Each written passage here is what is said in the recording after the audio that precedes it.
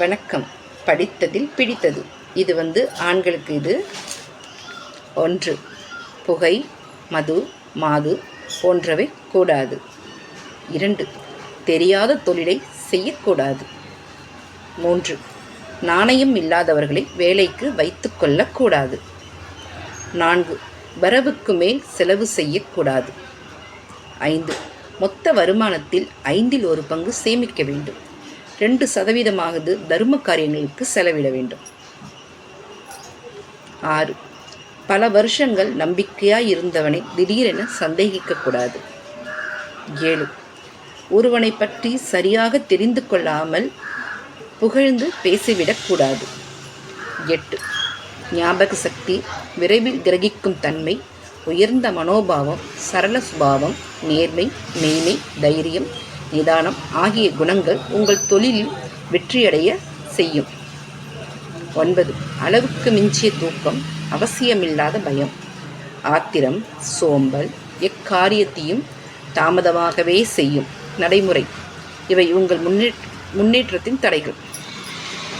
இது பெண்களுக்கு.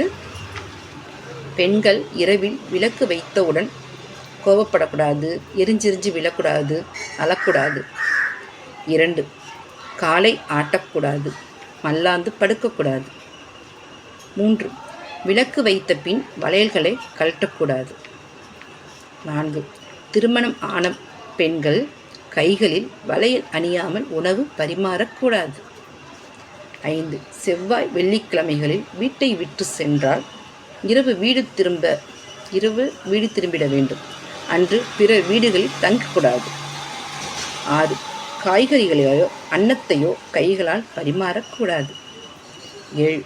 தலையை விரித்து போட்டு உட்காரக்கூடாது. 8. தம்பதிகளை கூட விடாமல் தடுப்பது மகா பாவம். 9. கன்னிப்பெண்கள் சாந்து பொட்டையே வைத்துக்கொள்ள வேண்டும். திருமண ஆன பெண்கள் குங்கும பொட்டு வைத்துக்கொள்ள உரிமை உள்ளவர்கள். தேங்க்யூ.